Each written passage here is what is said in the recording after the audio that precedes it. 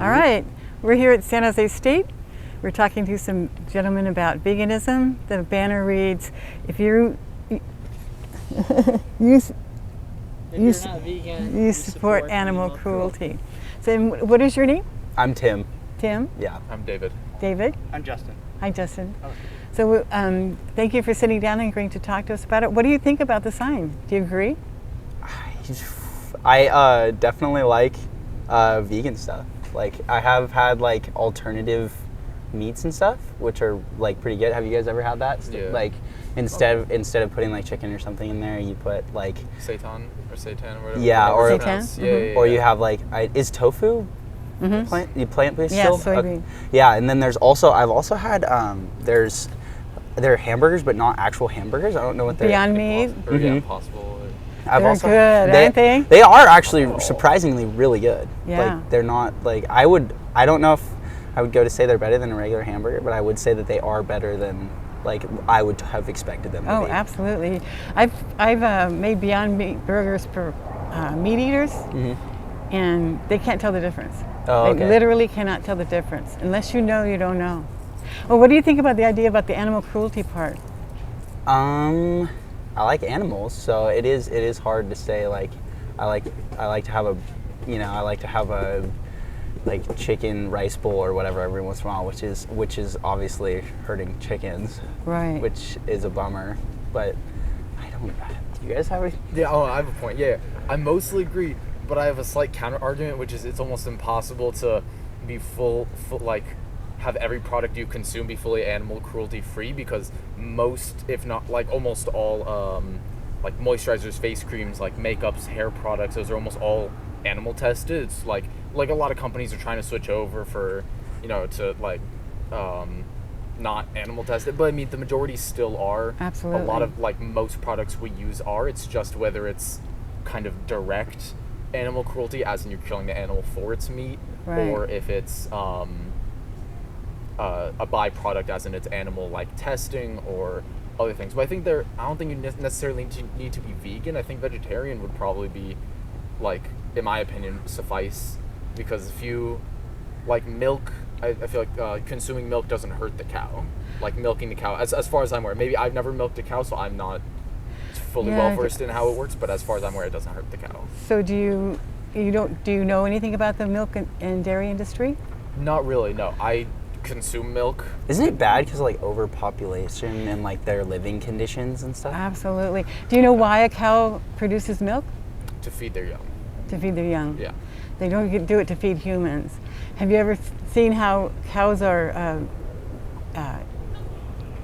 made pregnant? No. I assume it's artificial insemination. Yeah. What they do is they put the female cow in the industry term is a rape rack. They confine her in a rape rack so she can't move and get out. And previously to that, they have to get the semen right. So they take a bull and they put an electric rod in his anus, and they set out a charge for him to ejaculate. They collect his semen, and they put it in a tube, and then they get the female cow in a cage, and they stick their arm literally up to like the shoulder in her anus, and they massage her cervix so that she can receive the semen, and then they take a little tube and they stick it up her to impregnate her.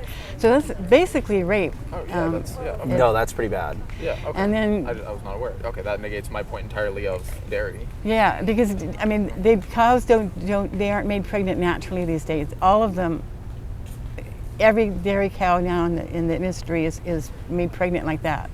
And then they are bred so that they produce like 10 times the normal amount of milk that they would.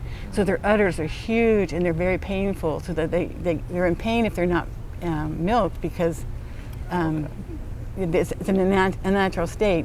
And then what happens is the cow is pregnant for 9 months, just like humans. And when she delivers her baby, immediately the baby's taken away. Why? Because if the baby drinks the milk, they can't sell it.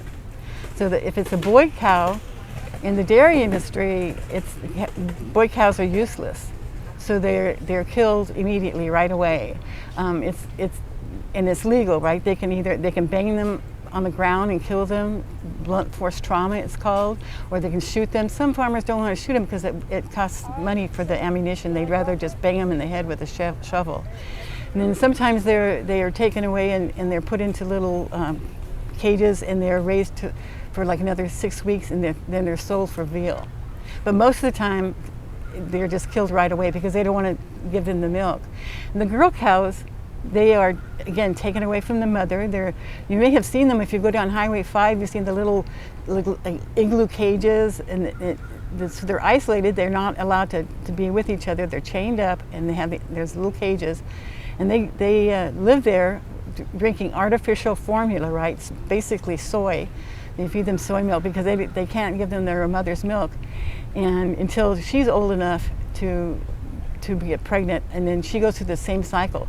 And the cows normally would live like 25 years, but because they milk them and then they impregnate them over and over again, and they're raised to give like 10 times the amount of milk they normally would, they only last like 5 or 6 years, and then they're sent to slaughter for meat. So basically the dairy industry is the meat industry. They never live out their full lifetime. And the pain and the suffering that the mothers go through, they cry for weeks. Sometimes, you can hear them even just whining and crying because the cows are they're physically removed. The calves are physically removed from their mother. And with the eggs, it's basically the same thing with the chickens. Chickens are raised to lay like 300 eggs a year, where normally they would lay around 17. And then all the eggs are removed. The chicks are born and they never see their mother, ever, never. When they're chirping, they're trying to find their mother, and they never find their mother because they're incubated elsewhere. And if it's a boy chick, have you ever seen the video of the boy chicks the day they're born? Again, these are not the kind of chickens that they grow for meat. So they put them on a conveyor belt into a big macerator, so they're ground alive, or they're put into big garbage bags and one on top of the other, filled up, so they kill themselves, they squish themselves with their weight, and then they suffocate, or they kill them with CO2. So the dairy industry and the egg industry is actually the meat industry in disguise, and before the cow is sold for her flesh, she spends 5 or 6 years in total misery. And so the dairy industry is not pain-free at all. It's very, very cruel. I have a question. Mm-hmm. So I totally agree with everything that you said, like with all of the animals being mistreated and killed in inhumane ways. But what is a way that you can get like big companies or like foster farms or any of those big companies to maybe do it in a more humane way that doesn't cost a bunch of money, or wouldn't persuade a buyer to want to buy like animal products rather than like what would be a products? humane way to kill them? I don't know. It would be I've definitely heard of.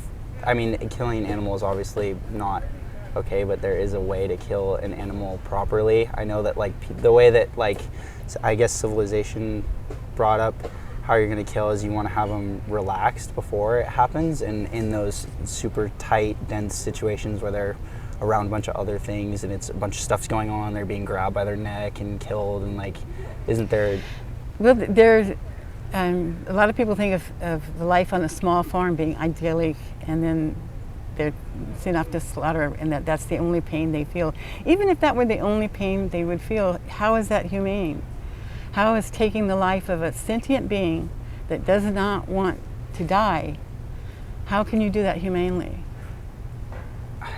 There we go. I wonder, I agree that, killing them, that there's no humane way to kill them, but that, say, not veganism, but vegetarianism, so if, is there any sustainable and, humane way to collect, dairy, eggs and eggs and milk, or, is there any way you could, was it free range, is that or, cruelty-free by any means, or is there any way that you could, have a cruelty-free way of collecting dairy and eggs, or is there just... There really is no way to do it without cruelty. I've never had anybody explain to me how you can kill an animal in a humane way. And the dairy part, like I said, in order for you to have the milk, that means the calf doesn't. The calf is always taken from the mother immediately. There's no other way for the milk to happen, right? So what about on a smaller scale instead of saying it on a corporate scale? Because as a young child, I had chickens in my backyard, and they were all like, we kept them in a coop normally, treated them, fed them correctly. They would be let outside to eat and graze in like our grass backyard, and then without force or whatever, they would lay us eggs. But And a lot of people, we hear that a lot about the backyard chickens, right? Why not eat those eggs? The problem with that is that you are for one, the chickens that you got came from a breeder, which means that, again, every chicken that you had, their brother and their uncle were killed the day they were born. And that's how you get chickens for your backyard, is you get them from a breeder. Immediately, you've killed 50% of the population because 50% are going to be male. And then you have let's say you have a chicken in your backyard who lays eggs. The chicken normally will eat the egg itself and eat the shell to get back the calcium. So if the egg is not fertilized, the chicken will normally eat it back itself. So you're taking that away from her. And the idea of using the chicken's egg as a commodity is really how we got in the position we're in now, right? Somebody has some backyard chickens and they have all these eggs and they start giving to their neighbors, and then they want more. And so the idea that the chicken's body and the egg that she produces is a commodity is behind the whole problem that we have with people eating animals. And the chicken, again, is not going to live out its normal natural life if she's producing eggs, day in and day out, and day in and day out. And then let's say you do have a chicken that has backyard eggs and you feel comfortable eating them. Do you not eat eggs anyplace else? You eat eggs like at a regular breakfast place. Right. You eat eggs everywhere. If you eat birthday cake, does it have eggs in it? Yeah. Most, So it's just a common ingredient. Right. So it's very rare to find somebody who can say, I have humane eggs. Maybe a few people, but nobody around here. Yeah, for sure. So then, is there any way, like I said earlier, with like most products we use outside of just like food is are like animal tested or use animal byproduct? So is there any way outside of veganism, like I mean including veganism, but like product use wise, to live fully sustainably besides like living like off the grid and only collecting like vegetables? Like, is there any way we could, like in the modern world, live fully cruelty free? Like, are there nearly enough companies that are fully cruelty free to support, like use that they can cover all the bases of all the products you need in your life? Absolutely, we're going in that direction. Right now you can walk into Target and you can see cruelty-free sections. So the vegan activists are working all over doing all this. People are working with the cosmetic companies, people are working with the restaurants, people are working with all these people to try and get the animal products out of the things that we buy. And recognizing that we could probably never go 100% vegan, because there's going to be, cruelty at some point. The cars we drive may have some non-vegan parts in them. The road, it might be non-vegan. But the idea is to do it as much as possible to not be responsible for cruelty to animals. And the over 80 billion land animals a year are killed, and most of that, 99% of that, is for us to eat, right? There is some animal testing, and there's animal use everywhere, and you should definitely go cruelty free if you can. But the amount of animals that we consume, their flesh, is outrageous. Between 1.5 to 3 trillion sea animals, fish and sea animals, are killed every year. 80 billion land animals are killed every year. And they're killed in very, very cruel ways. And for what? For us to eat their flesh? And why? We don't need to eat their flesh. Do you think we need to eat animals? I have a counter argument to that. My whole family comes from a commercial fishing background. So what are you supposed to say to the people that make their living off of that? The same thing I would say to the person who made his living selling slaves. What you're doing is wrong. You're killing animals on this with cruelty, you're causing pain. The fish values his life just as much as we value ours. They struggle and they feel pain. And you have to ask yourself, am I okay with causing unnecessary pain and suffering to a sentient being? And there's a lot of people in that position, right? And you know, it's going to take some time. It's going to take time for people to get away from the use of animal flesh. But I mean, there's vegans working with how to take care of the farmers who are growing these cows and running the dairy farms. What are they going to do, right? Well, you know, right now the meat industry is subsidized so much with our taxes. Why don't we use that money to help those people who would lose their job to do something else? Yeah, that's true. So then I wonder, what say you can and do dismantle the whole system of like dairy farms and everything, all the like corporations and big buildings used to like harvest, I guess, meat and dairy and eggs, and you release all of the current animals back into the wild. What happens now? Like, where is there enough land to, like, I mean, can you dismantle the current system of like meat and dairy producing without like ruining an ecosystem by introducing too many like cows and chickens and pigs? And also, where would you release that many? And if they have been like cooped up in these farms for so many generations, do they still have those animalistic instincts to live on their own, or would they all be dead within a couple years and then they're just lying around? Like, what is a system is there a system you could create to naturally and humanely like release them all into a safe space? Or good point, but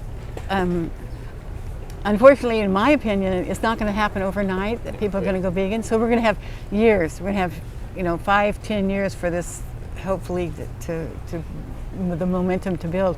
And those animals that are existing today only exist because they were brought into this world by us on purpose to kill them and eat them. And so the more people that go vegan, the less demand. So it's a matter of supply and demand. They're not going to keep doing it if no one's buying it, which is why we're here trying to get people to understand that each individual, you yourself, have a responsibility to live up to your own moral standards.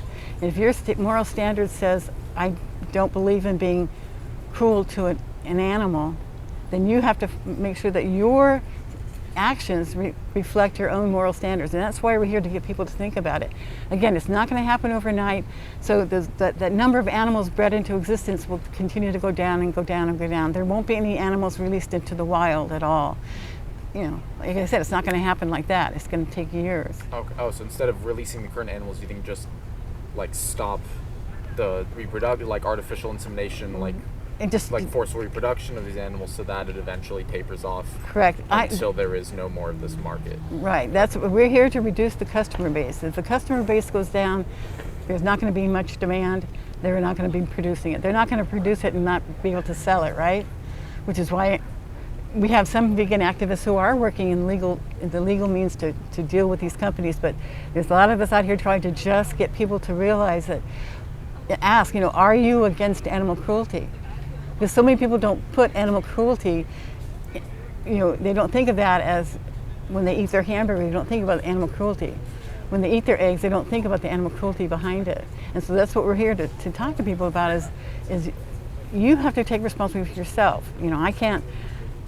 I can't get anybody to do anything unless they understand that you have a responsibility to live up to your own convictions. If you feel that you don't want to cause animal cruelty, then don't buy the products, don't give them your money, and you be responsible for your own self.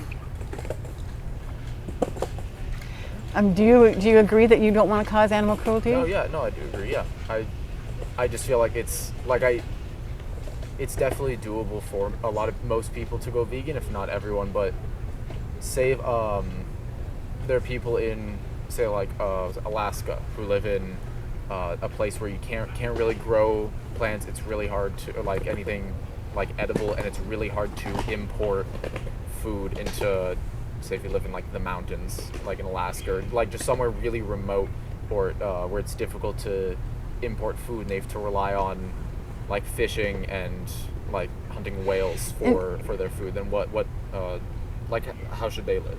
Well, How do they- and it's all really a matter of survival, and that if you need to hurt someone, an animal, or even a human to survive, if someone's coming at you to harm you, go ahead, hurt them. I mean, it's a matter of survival. But when you don't need to, then it becomes your choice to either, follow your own convictions or not. That's why we're not in Alaska. Yeah. We're not talking to those people. If you have to survive, we can understand it. In fact, there was that plane crash in the Andes where the people actually ate each other. But people didn't feel that was a moral problem because it was a matter of survival. It's a matter of survival, fine. You do what you have to do to survive. But here, nobody has to. Do you think you can survive healthily without eating animals? Oh, easily. Yeah. You can. I have a thing to say though too. When you're relating, we could just talk about nature, or we could talk about animals on the beach, for instance. This is just an idea that I was thinking about. If you had, an animal on the beach that lays an egg, right? So it could be a turtle, it could be a bird, it could be anything, right? The state of California or the beach or the county that's jurisdicting that beach isn't going to close the beach, because that would make the public really angry that was trying to go to the beach that day. So in parallel to that, if you had fishermen that needed to go fishing and you closed the ocean, how would that make the fishermen feel, and what would you do to open up an idea that would be able to make them happy and make money? Well, me personally, I'm not in favor of putting laws to close the ocean, to make fishing illegal, or to make eating meat illegal. I don't believe in that. That's why we want people to do it on their own, with their own moral feelings, to make the decision to not hurt animals. My feeling on that is that I would like to see the fishing industry and the land animal agricultural industry live up to our own laws about the environment, right? Make them, like, for example, the destruction of the ocean. It's a bad environmental impact to have these boats out trolling the ocean and disrupting, like 200-mile-long nets dragging across the ocean bottom. That's anti-environmentalist. I mean, let's make them follow the same rules that everybody else has to as far as protecting the environment. The dairy farms, the pig farms, they produce so much excrement, shit, and they pile it up, and they have big, huge, multiple football field size pools of excrement. And it's really literally killing the environment. We're destroying the rainforest. 91% of the destruction of the rainforest is to produce soybeans for us to feed cows and animals for us to eat. It's like, make them follow the same environmental rules as everybody else. Why should a fisherman get to destroy the ocean? Somebody said, what was it, in 2000 or 2040, most of the fish will be gone in the ocean? Come on, let's make them follow the same rules that we have to as far as the environment. I would like to see that enforced, rather than saying, no, we're going to close the ocean, you can't do it anymore. Let's get the customer base down. If people aren't buying it, they're not going to do it. So Fish and Game already has quotas on what you can hunt and fish for right now. And there's, for salmon, it's you can have 2 salmon. I don't know the exact length. I'm pretty sure it's somewhere between 36 and 48 inches, and they have to meet that quota, and you can only get 2. And if you get more than 2 a person on the boat, then you get a huge fine. So what would you propose that would help that get more towards not wanting to kill the fish in the beginning? Well, I think that getting people to realize that when you eat a salmon, you're eating a sentient being that did not want to die, and that you have to decide, I'm not going to put money down for that. I don't want to pay for somebody to kill a being that didn't want to die. Do you think the fish can feel pain? Yes. Do you think it's okay for us to cause them pain?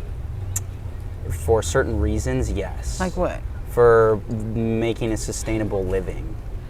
Sustainable for whom? Not the fish. No, for us. You're right, for us. Which is hard because you kill the fish, but at the same time, how are we supposed to feed our families? Plants. but then plants also cost money. So where does the money come from? Well, that's like I said, there are other ways to earn a living. The people who traded slaves, how were they supposed to make a living, right? It's like, but you have to realize that what they're doing is wrong. Killing fish, causing pain to a sentient being is morally wrong. You don't want to do it, right? Yeah. So it's morally wrong. So find another way to do it. Find another way to earn your living. For sure. This was a really good conversation. We have calculus. We have I'm calculus sorry. in 3 minutes. Yeah, we have calculus in 3 minutes. Well, thank you. What's your name? Debbie. Debbie, nice to meet you. I'm Tim. Nice to meet you. I'm David. David. That was a good conversation. Yeah. That was really random, but it was cool. All right. Cool. Thank you so much. Cool. Cool. Nice to meet I'm you. Tim. I'm David. Here, Cool. here's You don't mind being in the YouTube? No, Yeah, that's The cool. YouTube channel? Here. Cool. and here. So yeah, I took a photo of the. Awesome, man. Yeah, Cool cool. points. This is more information. Cool. Thank you. Uh-huh. Have a great rest of your day. Hope you have a couple cool conversations. Thank you. So yeah, we'll be on the lookout for your guys' video. All right. Thank you so much. Have a great day.